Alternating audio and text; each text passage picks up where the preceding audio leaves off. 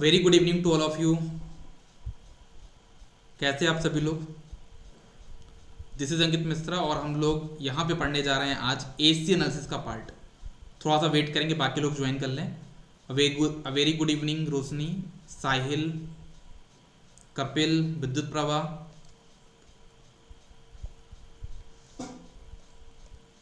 अर्पिता, सौरभ, सभी लोग फटाक से ऑडियो वीडियो कंफर्म कर दो। अर्पिता, आपका इंटरनेट इतना थोड़ा सा फ्लैक्चुएट कर रहा है, बार बार कनेक्ट डिस्कनेक्ट हो रहा है, एक बार अपना चेक कर लीजिए आप। वेरी गुड इवनिंग विद्युत प्रभा। सभी लोग फटाक से ऑडियो वीडियो कंफर्म करें। सब कुछ क्लियर तो हम लोग फिर आगे बढ़ें बिना कुछ टाइम को डिले किए बिना। Is everything okay?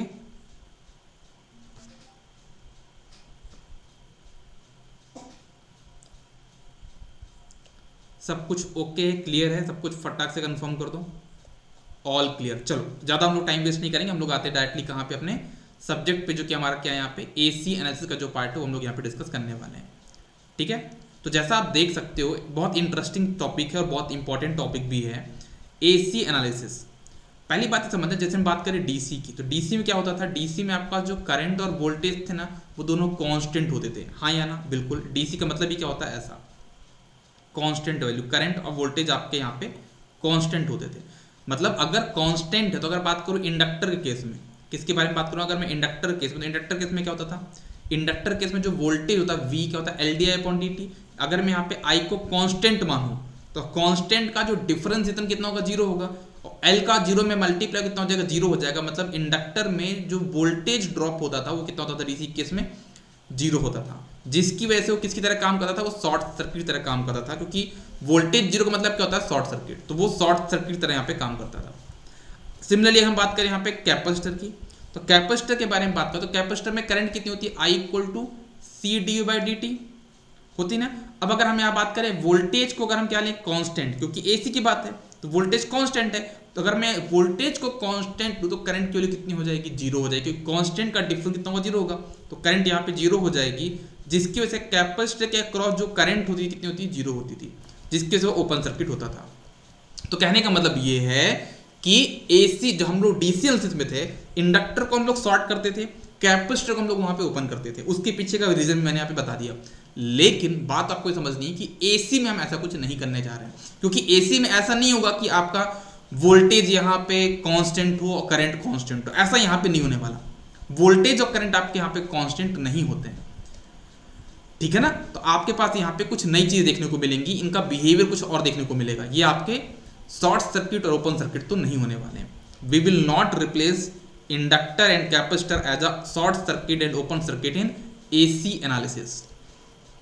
चलो थोड़ा सा हम लोग देखते हैं इंडक्टर के बारे में। हालांकि इंडक्टर के बारे में आपको पहले से बहुत कुछ पता है, तब भी मैं आपको दोबारा बता देता हूँ। इंडक्टर एक पैसिव एलिमेंट है जो कि इलेक्ट्रोमैग्नेटिक एनर्जी को स्टोर करता है। ओके, स्टोरिंग एलिमेंट है। अगर मान लो एक इंडक्टर, देखो इंडक्टर का ऐसा शेप क्यों होता है? कॉइल की वजह से। क्योंकि इंडक्टर कैसे बनाते हैं? नंबर ऑफ टर्न्स, एक कोर पे लेके नंबर ऑफ टर्न्स लगा दो, क्या मैंने इंडक्टर बन गया। तो ये एक जो ऐसा जो शेप दिया गया है इसका, वो क्यों दिया गया है? नंबर ऑफ टर्न्स की वजह से। अब यहाँ पे इसको हमने L से रिप्रेजेंट किया है, इसमें करंट IT जा रही है, तो इसके अक्रॉस वोल्टेज ड्रॉप कितना होगा? VT। इसके अक्रॉस वोल्टेज कितना होगा? VT होगा। अब मुझे ये बताइए कि इसके अक्रॉस जब हम करंट IT पास कर रहे हैं तो इसका मुझे वोल्टेज ड्रॉप VT है, तो यहाँ पे बताओ कि इंडक्टर का वोल्टेज ड्रॉप कितना होगा, करंट कितनी होगी। ये बात आप समझना है। यहाँ पे लिखा मैंने VI कैरेक्टरिस्टिक्स, ये फॉर्मूले आपको याद रखना है। इंडक्टर का जो वोल्टेज होता है क्या होता है? LdI/dt होता है। इंडक्टर में जो करंट फ्लो होती है वो क्या होती है? 1/L इंटीग्रेशन VDT होता है। इंडक्टर के लिए ओम्स लॉ क्या होगा? Sign equals to Li। Sign यहाँ पे होता है आपका फ्लक्स लिंकेज, L इंडक्टर हो गया, I यहाँ पे करंट हो गई। और इसी स्टेटमेंट से मुझे ये क्लियर हो गया इंडक्टर का जो स्टेट वेरिएबल होगा वो करंट होगा। सिमिलरली V = क्या होता है? LdI/dt, ये ओम का सेकंड नियम है। तो ये कुछ फॉर्मूले जो आप पहले पढ़ चुके हो, मैं इनको जस्ट रिकॉल करा रहा हूँ, क्योंकि मुझे दोबारा आपको पढ़ाना है, ठीक है ना, इसलिए मैं आपको यहाँ पे रिकॉल करा रहा हूँ। दो इंडक्टर अगर सीरीज में है तो उनका इक्विवेलेंट कितना होगा? L1 + L2 होगा। लेकिन अगर दो इंडक्टर पैरेलल में है तो उनका इक्विवेलेंट कितना होगा? वो हो जाएगा L1 L2/L1 + L2। ठीक है। आइडल जो इंडक्टर होता है हैज जीरो इंटरनल रेजिस्टेंस, याद रखना जो आपका आइडल इंडक्टर होगा ना उसका जो इंटरनल रेजिस्टेंस जीरो होता है, लेकिन प्रैक्टिकली कुछ ना कुछ इस रेजिस्टेंस का देखने को मिलता है। सिमिलरली अगर हम बात करें इंटरनल रेजिस्टेंस जो इंडक्टर का होता है वो सीरीज में होगी पैरेलल में होगा, तो याद रखना है internal resistance of inductor is always defined in series. जैसे अगर हम बात करें आइडल इंडक्टर के लिए तो इंडक्टर तो हो गया, उसकी सीरीज में क्या शॉर्ट सर्किट क्योंकि जीरो रेजिस्टेंस होता है। लेकिन अगर बात करें प्रैक्टिकल इंडक्टर के लिए तो एक इंडक्टर तो है लेकिन साथ में एक यहाँ पे क्या देखने को मिलेगा आपको, एक रेजिस्टेंस भी देखने को मिलेगा आर। ओके ओके, अब अगर यहाँ पे हम देखें जैसे मैंने आपको बहुत पहले स्टोरी बताई थी कि voltage, current, register, inductor, capacitor ये आपके पास एलिमेंट है, ठीक है। इनके बारे में कुछ बिहेवियर बताया था मैंने, बिहेवियर में फिर से बताता हूँ। वोल्टेज देखो ये 5 लोगों की फैमिली है, इन 5 लोगों की फैमिली में 2 लोग मम्मी पापा हैं, एक हो गया यहाँ पे क्या वोल्टेज हो गया पिताजी, करंट हो गई मम्मी, और आर हो गया यहाँ पे क्या आपका छोटा बेटा, एल और सी यहाँ पे हो गया सिस्टर। अब जैसे मैंने आपको बताया कि यहाँ पे होता है क्या है कि जो रेजिस्टेंस है वो दोनों को प्रिय है, किसको, वोल्टेज को भी प्रिय है और करंट को भी प्रिय है। लेकिन जो इंडक्टर है, इंडक्टर का जो एक खास रिलेशन है, एक बॉन्डिंग जो है वो किसके साथ, मम्मी के साथ है, क्योंकि इंडक्टर का जो स्टेट वेरिएबल वो करंट है। सिमिलरली कैपेसिटर की जो बॉन्डिंग है वो किसके साथ है, वो आपके वोल्टेज के साथ है, क्योंकि वोल्टेज आपके पास यहाँ पे क्या है आपका एक इसका फेवरेट है, इसका स्टेट वेरिएबल है। कैपेसिटर का जो स्टेट वेरिएबल आपके पास वोल्टेज है, क्योंकि आप फॉर्मूले भी देखते हो ना, हाफ सी वी स्क्वायर, सी और वी दोनों साथ में आते हैं। तो यहाँ पे लिखा भी है आपके पास कि इंडक्टर का जो स्टेट वेरिएबल करंट होता है और करंट जो कैपेसिटर होगा उसका स्टेट वेरिएबल आपके पास क्या होगा, वोल्टेज होगा। यहाँ पे कुछ क्वेश्चन ही बनते हैं कि आप एल इक्विवेलेंट कैसे निकालोगे, घबराने की बात नहीं है। जैसे आपने रजिस्टर के लिए काम किया था सेम का आपको इंडक्टर के लिए करना है। दोनों अगर सीरीज में तो ऐड करना है और अगर पैरेलल में तो क्या करना है आपको, जैसे R1 R2 अपन R1 प्लस R2 करते थे वैसे आप यहाँ पे भी कर सकते हो। जैसे देख लो आप लोग यहाँ पे 3 और 6 पैरेलल कितना हो जाएगा 2, 2 प्लस 2 कितना हो जाएगा 4, 4 पैरेलल 4 हो जाएगा 2, 7 प्लस 2 कितना हो जाएगा 9। डायरेक्टली मैंने क्वेश्चन को सॉल्व कर लिया। जैसे इस क्वेश्चन को देख लो तो आप इसको भी ट्राई कर सकते हो, बहुत सिंपल क्वेश्चन है ये, है ना। ये जब से आपने रेजिस्टेंस के लिए सॉल्व किए थे वैसे ही काम करना है इसको यहाँ पे, है ना। सेम फॉर्मूला आप ये मान लो ये रेजिस्टेंस है, वैसे कॉन्सेप्ट लगा दो आप, सीरीज पैरेलल का कॉन्सेप्ट। ब्रिज का कॉन्सेप्ट भी सेम है, जैसे आप रजिस्टर के लिए ब्रिज वाला कॉन्सेप्ट लगाते थे वैसे भी आप यहाँ पे भी ब्रिज वाला कॉन्सेप्ट लगा सकते हैं। हाँ, इस टाइप क्वेश्चन थोड़ा बनते हैं, इनको देखना। क्वेश्चन एक ऐसा दिया आपके पास यहाँ पे, determine the steady state current, आपको स्टेडी स्टेट करंट निकालनी है और एनर्जी स्टोर्ड बतानी है इन ईच इंडक्टर। जितने भी आपके पास यहाँ पे इंडक्टर, एक इंडक्टर ये हो गया, दूसरा इंडक्टर ये हो गया और तीसरा इंडक्टर ये हो गया। तो आपके पास यहाँ पे जो इंडक्टर्स दिए हैं इनमें आपको क्या बतानी है, एनर्जी स्टोर बतानी है कि कितनी एनर्जी इसमें आपकी यहाँ पे स्टोर हो रही है, ठीक है। तो पहले आपको क्या करना होगा कि आपको चेक करना होगा कि एनर्जी स्टोर का फॉर्मूला क्या होता है, हाफ लाइफ स्क्वायर। तो आपको ये पता करना होगा कि इसमें करंट कितनी हो रही है। सोर्स यहाँ पे क्या डीसी, डीसी केस में किसकी तरह काम करता है, ये शॉर्ट सर्किट, ये भी शॉर्ट सर्किट, ये भी शॉर्ट सर्किट। जब मैंने सबको शॉर्ट सर्किट कर दिया तो देखो जब ये शॉर्ट होगा, प्रॉपर्ली देखना, जब ये शॉर्ट हुआ ना तो ये शॉर्ट हो गया, उसकी वजह से 4 ओम डीएक्टिवेट होगा। क्यों हो गया, क्योंकि यहाँ पे करंट जाएगी ही नहीं। शॉर्ट सर्किट के पैरेलल में जो पैसिव एलिमेंट वो डीएक्टिवेट हो जाएगा। यहाँ पे 3 ओम है, यहाँ पे 6 ओम है, 3 और 6 ओम है। तो अब देखें यहाँ पे करंट कितनी जाएगी, 30 ओम था, है ना, ये 4 डीएक्टिवेट हो गया तो 3 प्लस कितना हो जाएगा आपका 2 ओम, 30/2 कितना हो जाएगा 15 ओम। तो आप पास यहाँ कितनी करंट फ्लो होगी, I1 की वैल्यू कितनी हो जाएगी आपके पास, सॉरी यहाँ पे 1 ओम है तो 10 ओम आएगा। कैसे 1 + 2 कितना हो जाएगा 10 ओम। तो 1 + 2 हो जाएगा 3 और 30/3 हो जाएगा 10 ओम। तो यहाँ पे कितनी करंट है 10 ओम, ठीक है। तो इसमें कितनी करंट हो गई 10 ओम, 10 एम्पियर कितनी हो जाएगी, 10 एम्पियर करंट हो जाएगी। तो इसमें आपका कितना एनर्जी हो जाएगा, हाफ एल आई स्क्वायर। तो हाफ एल की वैल्यू कितनी, यहाँ पे एल की वैल्यू कितनी 1 मिली और इसमें करंट कितनी है आपके पास 10, तो 10 कर दिया आपने, कितना हो जाएगा 50 मिली जूल। सिमिलरली आप इसमें भी करंट निकाल लो और इसमें फॉर्मूला लगा दो half L I square. Similarly आप यहाँ पे भी ये काम कर लो, इसमें कितनी एनर्जी होगी 0, क्योंकि इसमें करंट कितनी है 0, ठीक है ना। तो आप ऐसे क्वेश्चन को सॉल्व करना, क्या करना है आपको, इंडक्टर को सॉर्ट करना है, उसमें करंट निकालनी है और हाफ एल आई का फॉर्मूला लगा देना है। ऐसा आपको काम यहाँ पे करना होगा। सिमिलरली एक क्वेश्चन यहाँ पे भी दिया हुआ है, 2 मिली हेनरी 3 मिली हेनरी, इनमें आपको एनर्जी बतानी है, स्टेडी स्टेट एनर्जी बतानी है। तो क्या करोगे, ये भी शॉर्ट होगा, ये भी शॉर्ट होगा, तो कितनी करंट फ्लो होगी यहाँ पे 20/2 10 एम्पियर। अब यहाँ कितनी करंट फ्लो हो रही है, यहाँ कितनी करंट फ्लो हो रही है, अगेन आप लगा लोगे यहाँ पे क्या, करंट डिवीजन रूल। कैसे, टोटल करंट कितनी है 10 एम्पियर, तो 10 इसमें करंट निकालनी है, अगर आपको इसमें निकालनी क्या करोगे, 10 इंटू 3 डिवाइड बाई 5, कितनी करंट है यहाँ पे 6 एम्पियर, इसमें कितनी हो गई 6 एम्पियर, इसमें हो जाएगी 4 एम्पियर। अब आप फिर वही काम करो, क्या हाफ आई स्क्वायर, तो हाफ एल की वैल्यू कितनी यहाँ पे 2 मिली, और आई स्क्वायर हो जाएगा यहाँ पे कितना 6 का स्क्वायर, तो ये आपके पास यहाँ पे E1 E2 आ जाएगा। ठीक है, अब ये इस टाइप क्वेश्चन बहुत ज्यादा बनते हैं यार, है ना, ये क्वेश्चन बहुत फेवरेट क्वेश्चन है, इस चीज को मैं आपको बताना चाहूंगा। देखना, जैसे आपके पास यहाँ पे क्वेश्चन क्या दिया हुआ है, आपके पास एक इंडक्टर दिया हुआ है, इसमें करंट फ्लो रही है IT, इसके अक्रॉस वोल्टेज ड्रॉप कितना होगा, यहाँ पे इंडक्टर की वैल्यू दी गई 3 हेनरी, इसमें करंट फ्लो रही है IT, इसके ऊपर वोल्टेज ड्रॉप VT कितना होगा, और यहाँ पे IT का कर्व आपको दिया हुआ है, IT का कर्व दिया हुआ है, तो आपको वोल्टेज का कर्व बताना है। तो आपको बस दिमाग में ध्यान रखना है कि वोल्टेज का फॉर्मूला क्या होता है, वोल्टेज फॉर्मूला क्या होता है LdI/dt। तो आपको करना क्या है, यहाँ पे 300 दिया हुआ है, आप करंट को डिफरेंशिएट करो, जो यहाँ पे करंट का दिया ना, आप इसको डिफरेंशिएट करो, L से मल्टीप्लाई कर दो, वही आपके पास यहाँ पे आंसर आ जाएगा। तो कैसे करना है देखना, जैसे देखना आपके पास यहाँ पे दिया हुआ क्या 12, ये आपके पास यहाँ पे करंट, देखो शॉर्टकट बता रहा हूँ, शॉर्टकट समझना आप इसको, ये आपके पास यहाँ पे I का फॉर्मूला, I का ग्राफ दिया हुआ है, ठीक है, और आपको यहाँ पे वोल्टेज का ग्राफ बनाना है, बहुत आराम से करना है ना, और यहाँ पे L की वैल्यू आपको दी हुई है कितने 3 हेनरी। तो आपको सबसे पहले क्या करना है, आप इस लाइन को देखो, आप इसका पार्टीशन देख लो, कहाँ कहाँ पे पार्ट डिवाइड हो रहा है। एक पार्ट ये है, इसको तो मैं A पार्ट, एक पार्ट है आपके पास B जो ये पार्ट है, एक लास्ट पार्ट है आपके, इसको मैंने आपको 3 पार्ट में डिवाइड कर लिया। अब मैं अगर A वाले पार्ट की बात करूँ, तो आप इसका पहले क्या करो, चेक करो। देखो एक चीज़ आपको समझनी है, जो कॉन्स्टेंट वाली जैसे ये B है, ये कॉन्स्टेंट है ना, तो इसमें आपका वोल्टेज कितना होगा, V इक्वल टू क्या होता है LdI/dt। तो जहां पे कांस्टेंट है उसका डिफरेंस कितना होगा, 0 होगा, तो वोल्टेज कितना हो जाएगा, 0 हो जाएगा। देखो यहाँ पे वोल्टेज कितना आएगा, 0।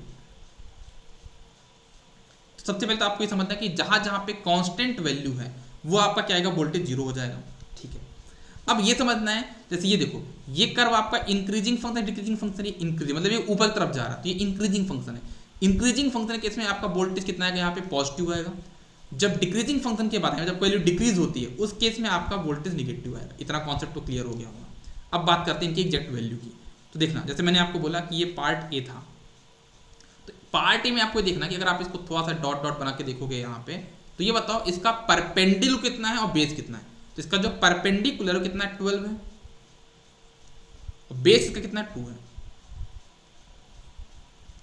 इसका परपेंडिकुलर कितना है 12, बेस कितना है 2, तो कितना हो जाएगा 12/2, कितना हो जाएगा आपके पास यहाँ पे 6। 12/2 कितना हो जाएगा 6। तो यहाँ पे हो जाएगा, इसका जो फंक्शन है क्या बनेगा 60 बनेगा, और 60 का जो डिफरेंशिएशन हो कितना होगा 6 होगा। अब जब 6 आएगा तो क्या करना है आपको, डिफरेंस तो हो गया, अब L से मल्टीप्लाई करना, तो कितना हो जाएगा 6 × 3 18। तो यहाँ पे कितना वोल्टेज आएगा आपके पास, ये 18 वोल्टेज आएगा। सिमिलरली इसका भी देख लो, यहाँ पे परपेंडिकुलर कितना है आपके पास 12, बेस कितना है आपके पास यहाँ पे, ये वाला बेस कितना है आपके पास यहाँ से यहाँ तक 4 से लेकर 10 तक 6, तो 12/6 कितना हो जाएगा -2t। माइनस क्यों, क्योंकि डिक्रीजिंग है ना। अब -2t का जो डिफरेंशिएशन कितना होगा -2, और -2 में 3 का मल्टीप्लाई करो, कितना हो जाएगा आपके पास यहाँ पे -6। तो यहाँ कितना वोल्टेज आएगा आपके पास -6 वोल्ट आ जाएगा। तो ये कॉन्सेप्ट क्लियर है क्या सभी को, बताओ जरा फटाक से, ये कॉन्सेप्ट सबको क्लियर है क्या?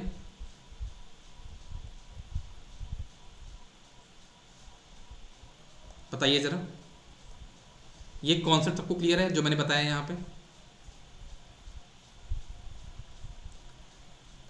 ठीक है, ऑल क्लियर। बताओ जरा फटाक से, यहां तक सभी को कॉन्सेप्ट क्लियर है क्या?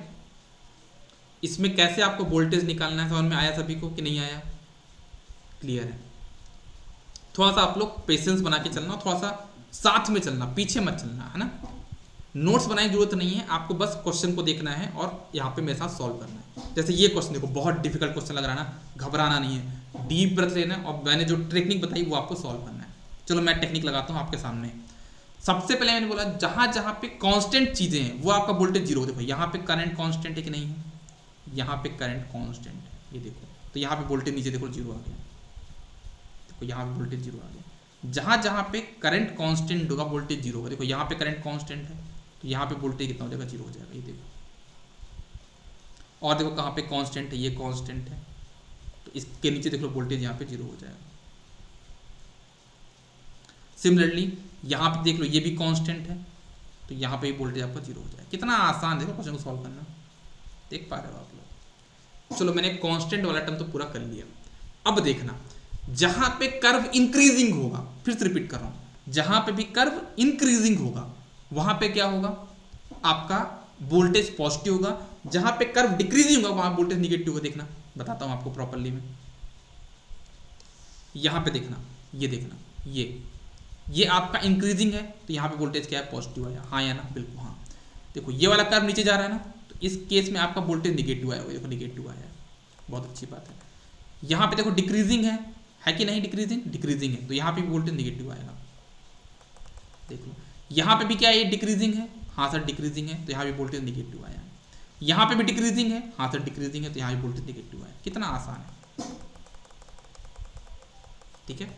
ओके, अब बात करते हैं एग्जैक्ट वैल्यू की। कैसे करना है, बहुत आराम समझना, बहुत बहुत आसान है। देखना, आप देखो, जैसे आपको बनाना है इसका फंक्शन, ये वाले पार्ट को देखो, है ना। ये वाले पार्ट को अगर ध्यान से देखो, तो अगर यहाँ पे मैं इसको ऐसा डॉट डॉट बनाऊं, तो इसका मुझे बता सकते हो कितना परपेंडिकुलर, कितना है 5 से लेके 10, कितना परपेंडिकुलर 5, और बेस कितना है इसके पास यहाँ पे 2, तो 5/2 कितना हो जाएगा आपके पास, 5/2 t, मतलब कितना 2.5 t, और 2.5 t में अगर हम डिफरेंशिएट करें कितना आ जाएगा 2.5 और इंटू 2.5 इंटू कितना हो जाएगा, यहाँ पे एल की वैल्यू कितनी है, यहाँ पे 1, कितना आ जाएगा वोल्टेज यहाँ पे आपके पास 2.5 वोल्ट। ठीक है, बिना कुछ डेरिवेशन किए अपन डायरेक्ट क्वेश्चन को सॉल्व कर रहे हैं।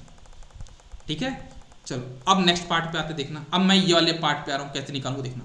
यहाँ भी वोल्टेज आपका निगेटिव है, इतना तो मुझे क्लियर हो गया। अब देखो यहाँ पे एक मैं डॉट डॉट लाइन बनाऊंगा, अब मैं चेक करूंगा इसका परपेंडिकुलर कितना है, परपेंडिकुलर कितना 5 है, और बेस कितना है यहाँ पे 1, तो 5/1 कितना होगा 5t, लेकिन डिग्री तो -5t हो जाएगा, यहाँ पे कितना हो जाएगा -5t। -5t का जो डिफरेंस है कितना होगा, -5 होगा, और उसमें आप इंडक्टेंस का मल्टीप्लाई करो कितना आ जाएगा यहाँ पे -5 वोल्ट, तो यहाँ पे कितना आएगा आपके पास ये -5 वोल्ट। आई होप ये वाला पॉइंट भी क्लियर होगा। सिमिलरली आप यहाँ पे जो दो पार्ट बचे इनको भी आप ट्राई करके देख सकते हैं, है ना। इसको और इसको आप कर लेंगे तो आपका पूरा आंसर आ जाएगा। मेरा काम यहाँ था आपको टेक्निक बताना, क्वेश्चन सॉल्व कराना नहीं। क्वेश्चन तो आप खुद भी सॉल्व कर सकते हैं, है ना। मेरा जो काम यहाँ पे है कि मैं आपको टेक्निक बता पाऊँ जिससे आप उसको कम से कम टाइम में सॉल्व कर पाएँ, जिससे आपका एक प्रॉपर रिविजन हो जाए। ठीक है, अब एक क्वेश्चन और है यहाँ पे, अच्छा क्वेश्चन है। जैसे आपके पास बोला गया है कि क्वेश्चन पहले मैं रीड करके बताता हूँ। क्वेश्चन अच्छा क्वेश्चन है और समझने वाला क्वेश्चन है, इंटरेस्टिंग क्वेश्चन है।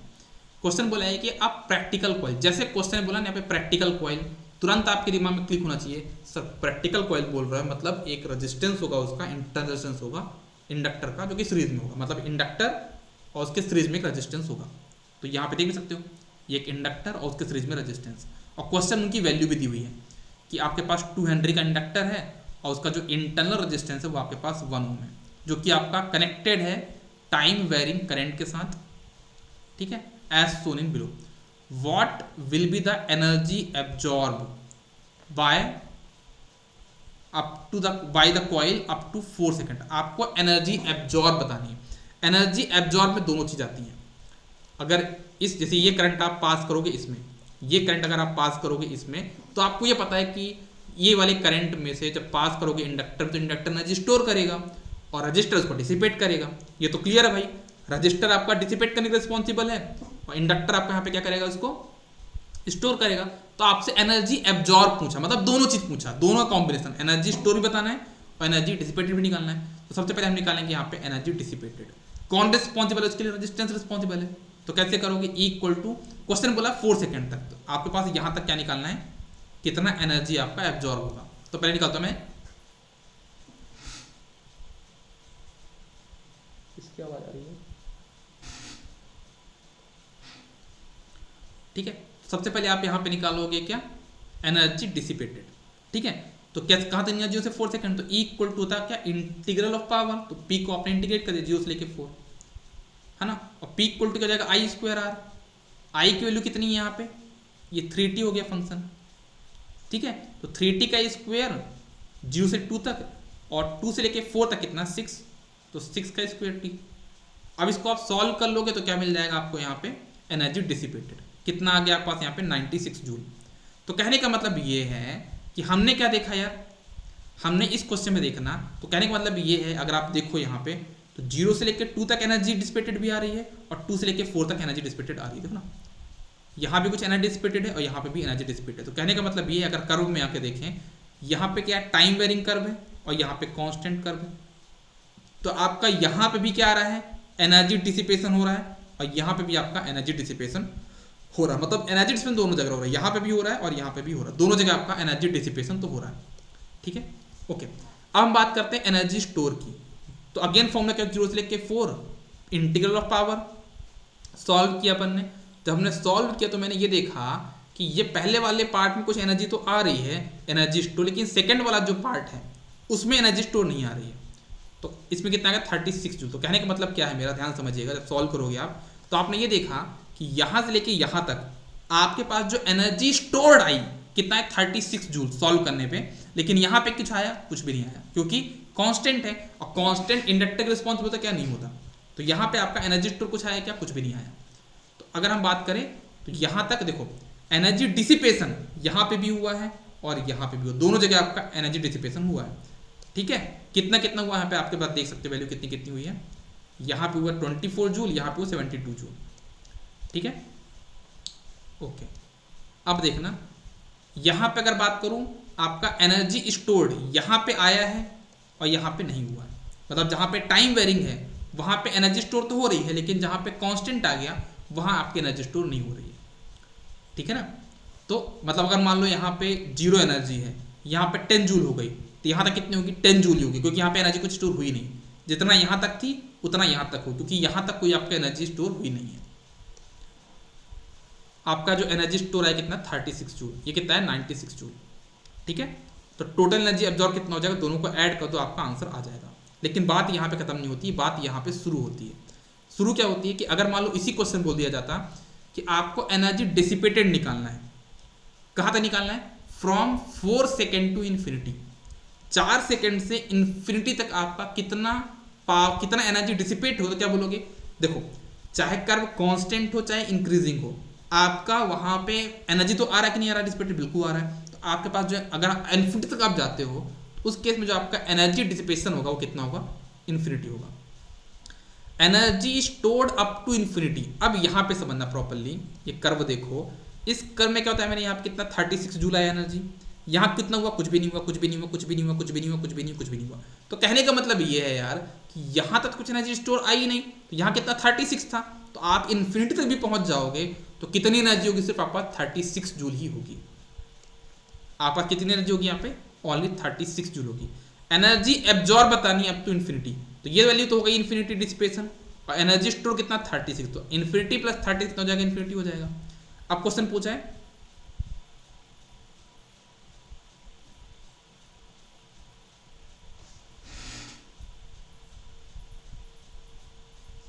किसकी आवाज आ रही है, change in energy stored from 4 second to infinity. अगर आपको 4 सेकेंड से इन्फिनिटी तक देखना है उसमें कितनी एनर्जी चेंज हुई है, तो मैंने बताया आप यहाँ पे देख सकते हो क्वेश्चन क्या पूछा जा रहा है कि आपका 4 सेकेंड से लेके इन्फिनिटी तक कितना एनर्जी में चेंज हुआ है, किसमें, एनर्जी स्टोर्ड में। तो यहाँ पे भी 36 जूल है और यहाँ भी 36 जूल है, कितना चेंज हुआ, कुछ भी चेंज नहीं हुआ, 0 जूल। एनर्जी स्टोर्ड में कितना चेंज हुआ है, 0 जूल। तो ऐसे क्वेश्चन आपके ऑब्जेक्टिव यहाँ पे बनते हैं, तो थोड़ा सा आप इस टाइप के क्वेश्चन को जरूर प्रैक्टिस कर लेना, ठीक है। हालांकि मैंने आपको बता दिया है, थोड़ा फास्ट बताया हूँ लेकिन रिवीजन ही तो करा रहा हूँ, तो फास्ट तो बताऊंगा ही, कौन सा आपका पूरा फुल क्लास ले रहा हूँ मैं। बात करते हैं कैपेसिटर की। इंडक्टर मैंने आपको बता दिया पूरा अच्छे से। देखो कैपेसिटर का ऐसा शेप क्या होता है कि 2 पैरेलल प्लेट होती है, 2 पैरेलल प्लेट की वजह से आपका शेप ऐसा कुछ होता है। ओम्स लॉ यहाँ पे क्या होगा, Q इक्वल टू CV और I इक्वल टू CD/dt आपके पास यहाँ पे फॉर्मूला होगा। I ऑफ t का वैल्यू क्या होता है, I of t equal to कितना हो जाएगा, CD/dt, और Vt की वैल्यू यहाँ पे हो जाएगी 1/c इंटीग्रेशन IDT। कैपेसिटर आपका क्या करता है, कैपेसिटर का जो स्टेट वेरिएबल होगा क्या होगा, वोल्टेज होगा। इंटरनल रेजिस्टेंस कितना होता है, इन्फिनिटी होता है। और अगर हम बात देखो आइडियल कैपेसिटर का, अगर हम बात करें प्रैक्टिकल का, तो क्या होना चाहिए हमेशा एज हाई एज पॉसिबल, जितना ज़्यादा हो सके उतना ज़्यादा होना चाहिए, लेकिन आइडियली कितना होता है, इन्फिनिटी होता है। Internal resistance of practical capacitor is defined in parallel, है ना। कैपेसिटर जो होता है, इंटरनल रेजिस्टेंस होता है प्रैक्टिकल कैपेसिटर का, वो पैरेलल में डिफाइन होता है, मतलब कैपेसिटर और रजिस्टर दोनों आपस में पैरेलल में होंगे। Capacitor opposes sudden change in voltage, जो आपका कैपेसिटर होता है ना, वो आपका वोल्टेज में सडन चेंज को अपोज करता है, ठीक है। तो यहाँ पे C इक्विवेलेंट कितना होगा, C1 C2 upon C1 plus C2 वहाँ पे हो जाएगा। अगर दोनों कैपेसिटर आपस के पैरेलल में कितना हो जाएगा, C1 प्लस C2 हो जाएगा। ये बात ध्यान देना, मतलब जो चीज़ आपका पहले रजिस्टर इंडक्टर में होती थी उसका जस्ट अपोजिट हो रहा है यहाँ पे। मतलब रजिस्टर जब दोनों सीरीज में होते थे तो R1 प्लस R2 होती थी, लेकिन यहाँ पे क्या हो गया, जब दो कैपेसिटर आपस में पैरेलल में होंगे तब यहाँ पे क्या कौन सा हो जाएगा, C1 प्लस C2 का। तो आप ऐसे क्वेश्चन करके यहाँ पे सॉल्व कर सकते हो। जैसे क्वेश्चन यहाँ पे दिया हुआ है, इसमें आपको C इक्विवेलेंट निकालना है। देखो एक कैपेसिटर C यहाँ पे, C यहाँ पे, दोनों सीरीज में है। इन दोनों का जो सीरीज कॉम्बिनेशन कितना होगा, C/2 C/2, तो यहाँ पे आ जाएगा C/2 और C/2, दोनों में पैरेलल में है, तो C/2 पैरेलल C/2 कितना हो जाएगा, C। तो ऐसे क्वेश्चन को आप यहाँ पे सॉल्व कर सकते हो। इस टाइप के क्वेश्चन से बहुत इजीली हो जाएंगे। हाँ, ये वाला क्वेश्चन आप देख सकते हो, यहाँ बता देता हूँ मैं, कभी कभी ऐसे क्वेश्चन बनते हैं। तो आपको ये देखना है कि मतलब यहाँ पे एक प्लेट ये है, दूसरी प्लेट ये है, और उनके इसमें दो डिफरेंट डायलेक्ट्रिक भरे हुए हैं, दो डिफरेंट डायलेक्ट्रिक भरे हुए हैं, है ना। एक डायलेक्ट्रिक आपके पास यहाँ पे है और एक डायलेक्ट्रिक आप यहाँ पे ये है। मतलब कहने का मतलब कि जो एक हाफ पार्ट में आपका एयर है और हाफ पार्ट में आपके पास यहाँ पे कोई डायलेक्ट्रिक मटेरियल जिसकी परमिटिविटी कितनी है, एप्सिलॉन आर है। अब आपको यहाँ पे कैसे इसको इक्विवेलेंट निकालना है। तो सबसे पहले आपको देखना कि मान लो इसका जो हाफ वाला पार्ट है उसका कैपेसिटेंस CA हो गया, और जो रिमेनिंग हाफ पार्ट है उसका कैपेसिटेंस यहाँ पे CB हो गया। तो CA की वैल्यू यहाँ पे कितना हो जाएगी, CA की वैल्यू यहाँ पे हो जाएगी एप्सिलॉन A/2। देखो यहाँ पे एरिया हाफ है कि नहीं है, देखो एरिया आपका हाफ है और डिस्टेंस तो पूरा है, तो एप्सिलॉन A/2D। वैसे आप यहाँ पे CB भी निकाल लोगे, क्या epsilon 0 epsilon R A/2 into D/D हो जाएगा ना यहाँ पे। अब आपको ये देखना है, देखना ध्यान समझना, आपके पास यहाँ पे जब दो डायरेक्ट्रिक आप लगा रहे हो तो देखो आपने CA CB तो निकाल लिया। अब आपको ये बताना है कि ये CA CB आपस में सीरीज में है कि पैरेलल में। तो आपको ये देखना है कि क्या यहाँ पे एरिया डिवाइड हुआ है क्या, हाँ सर यहाँ पे एरिया डिवाइड हुआ, A/2 एरिया है। पहले टोटल एरिया कितना था, A था, अब ये A/2 हो गया। अब ये A/2 हो गया, इससे एरिया डिवाइड हुआ। जब एरिया डिवाइड हुआ तो एरिया का डिवाइड होना क्या रिप्रेजेंट करता है, आपका पैरेलल कॉम्बिनेशन। एरिया का डिवीजन आपका क्या रिप्रेजेंट करता है, आपका पैरेलल कॉम्बिनेशन। जब कभी भी एरिया डिवाइड हो तो मान लीजिए कि दोनों कॉम्बिनेशन क्या होंगे, पैरेलल में होंगे। और जब कभी डिस्टेंस डिवाइड हो उस टाइप पे आप मान जाना क्या होगा, वो सीरीज कॉम्बिनेशन है। तो यह ध्यान रखना ना, जब कभी एरिया डिवाइड होगा तो ये आप एज्यूम करना कि वो क्या पैरेलल में है, और जब कभी डिस्टेंस डिवाइड होगा तो आप ये मानना कि दोनों आपस में सीरीज में है। अब आपको निकालना है यहाँ पे क्या, CXY। इस चीज में क्या किया मैंने, डिस्टेंस को डिवाइड किया। देखो डिस्टेंस डिवाइड हुआ है, एरिया दोनों के लिए सेम है। इस केस में क्या मानोगे, CA की वैल्यू निकालोगे, CB की वैल्यू निकालोगे, और दोनों को मान लोगे आप यहाँ पे क्या, सीरीज में। तो सीरीज में जब फॉर्मूला लगाता आप वो लगा के इसको सॉल्व कर सकते हो। ऐसे क्वेश्चन बनते कभी कभी, तो आप उनको लिए भी तैयार रहिएगा। अब एक क्वेश्चन यहाँ बनता है कि आपको अगेन वही काम करना है, स्टेडी स्टेट वोल्टेज निकालना है। थोड़ी देर पहले जो किया अपन ने उसमें स्टेडी स्टेट हमने करंट निकाला था, लेकिन करंट निकालने के लिए हमने क्या किया था, इंडक्टर को शॉर्ट। लेकिन हमको यहाँ पे क्या करना होगा, कैपेसिटर को ओपन सर्किट करके इसके क्रॉस हम क्या कर देंगे, वोल्टेज निकाल लेंगे। तो आप ऐसे करके यहाँ पे इस क्वेश्चन को सॉल्व कर सकते हो सिंपली। वैसे क्वेश्चन यहाँ पे भी है, आपको दिया हुआ कैपेसिटर की वैल्यू, वोल्टेज की वैल्यू, एनर्जी स्टोर पूछे तो क्या होगा, हाफ CV²। सिंपल सी बात है, ठीक है ना। अगेन यहाँ पे भी पूछा जा रहा है, आपको वोल्टेज का कर्व दिया, करंट निकालना है। तो अगेन यहाँ पे फॉर्मूला पता है आपको कैपेसिटर के लिए, I = क्या होता है, CdVdt। तो ऐसे कर, जैसे मैंने आपको थोड़ी देर पहले इंडक्टर के लिए बताया था, सेम वही कॉन्सेप्ट है ना। आप इसको ये वाले पार्ट का देख दो, ऊपर आएगा पॉजिटिव, ये वाले पार्ट का क्या आएगा, नेगेटिव वोल्टेज, तो नेगेटिव वोल्टेज आ गया। यहाँ पे क्या आएगा, इंक्रीजिंग कर्व है तो ऊपर पॉजिटिव आएगा। तो सेम यहाँ पे भी वही कॉन्सेप्ट है, आप उसके थ्रू भी इस क्वेश्चन को सॉल्व कर सकते हो, ठीक है। ये वाले क्वेश्चन ज़्यादा बनते हैं, ये वाला जो क्वेश्चन लिया मैंने वो ज़्यादा बनता है। क्वेश्चन में क्या दिया हुआ है, क्वेश्चन में दिया गया, देखना आप सभी लोग, क्वेश्चन में दिया गया है कि आपके पास एक कैपेसिटर है, आपके पास एक यहाँ पे कैपेसिटर है, आपके पास एक कैपेसिटर है यहाँ पे जिसकी वैल्यू कितनी यहाँ पे 2 माइक्रोफैरेड है, जिसकी वैल्यू यहाँ पे 2 माइक्रोफैरेड है, ठीक है, और इसके क्रॉस वोल्टेज कितना है पे 200 वोल्ट है, ठीक है। तो आपको ये बोला गया है कि how many capacitors each of rated 2 microfarad 200 volt is required to get a 4 microfarad capacitor of 400 volt. मतलब कहने का मतलब ये है कि आपके पास एक सिंगल कैपेसिटर है जो कि 2 माइक्रोफैरेड का है और 200 वोल्टेज का है, तो आपको एक कॉम्बिनेशन बनाना है 4 माइक्रोफैरेड का और 400 वोल्ट का, तो आपको कितने कैपेसिटर लगेंगे। तो सबसे पहले टेक्निक समझना, एक वोल्टेज कितना यहाँ पे, एक कैपेसिटर कितना 200 वोल्ट का है, आपको चाहिए कितना यहाँ पे 400 वोल्ट, तो आपको कितना लगाना पड़ेगा सीरीज में 2, तो आपने एक लगाया यहाँ पे 2 माइक्रोफैरेड, एक और लगाया 2 माइक्रोफैरेड, उससे आपका वोल्टेज 400 तो मिल गया। लेकिन दिक्कत यहाँ पे क्या हो गई कि जब दोनों आपने लगाए ना, तो उससे आपका जो इक्विवेलेंट कैपेसिटेंस हो कितना, 1 माइक्रोफैरेड हो गया। आपको चाहिए कितना 4 माइक्रोफैरेड, तो 4 कॉम्बिनेशन आपको लगाने पड़ेंगे पैरेलल में। अब कितना हो जाएगा, 1 माइक्रोफैरेड इसका, 1 माइक्रोफैरेड इसका, 1 माइक्रोफैरेड इसका और 1 माइक्रोफैरेड इसका, तो टोटल कितना हो जाएगा पास यहाँ पे 4 माइक्रोफैरेड। वोल्टेज कितना होगा 400 वोल्ट, क्योंकि वोल्टेज तो पैरेलल में सेम होता है, ठीक है ना। तो ऐसे आप क्वेश्चन को यहाँ पे सॉल्व कर सकते हो। इस टाइप के क्वेश्चन आपके एसएससी जी के फेवरेट क्वेश्चन हैं, मतलब हर साल एक क्वेश्चन 2 क्वेश्चन तो बनते ही है इससे, तो आप लोग थोड़ा सा इस क्वेश्चन को अच्छे से कर लीजिएगा। एक क्वेश्चन और बताया मैंने, देख लीजिए, यहाँ पे बोला गया है how many capacitor of each 1 microfarad 200 volt is required to get a 4 microfarad of 600 volt, ठीक है।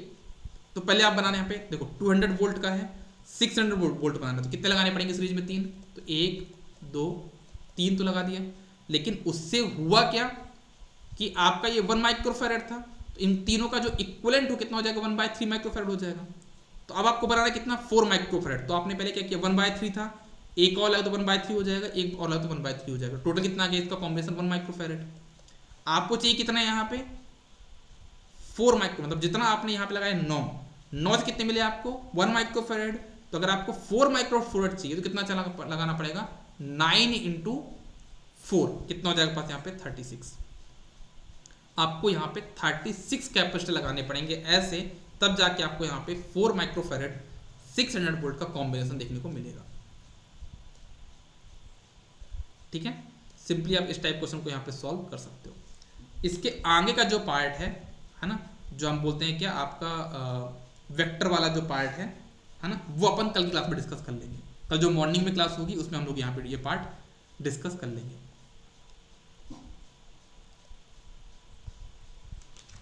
ठीक है। मॉर्निंग में हम लोग कल इसके बारे में डिस्कस कर लेंगे कि जो हमारे ये कॉल लीड होता है, क्या लैग होता है, रजिस्टर केस में क्या होगा, इंडक्टर केस में क्या होगा, पावर फॉर्मूला क्या होता है ना, लीड लैग क्या होता है, वेक्टर डायग्राम क्या होता है, फेजर डायग्राम क्या होता है ना, रेडियन, ये जो चीज़ें हैं वो सारी चीज़ें हम लोग कल की क्लास में डिस्कस कर लेंगे। तो हमारा जो मेन टारगेट होगा कि कल जब अपना मॉर्निंग होगा उसमें हम लोग एसी वाला पार्ट कंक्लूड करने की कोशिश करेंगे। हो सकता है कल अपन क्लास वाला ज़्यादा थोड़ा सा लंबी भी ले लें, है ना। तो आप लोग तैयार रहिएगा।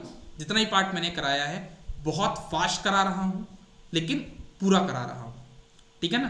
तो आप लोग थोड़ा सा अपना पेशेंस बना के रखिएगा और रिवीजन आप लोग भी करिएगा। मैं तो करा रहा हूँ, लेकिन आप लोग अपने एंड से भी रिवीजन करिएगा, तब हम लोग जल्दी जल्दी इसको कंप्लीट कर पाएंगे, तभी हमारा मेन जो एम हमारा सक्सेस हो पाएगा, ठीक है। चलो मिलते हैं नेक्स्ट क्लास में। Bye bye, take care, good day, all the best. पढ़ते रहिए, बढ़ते रहिए,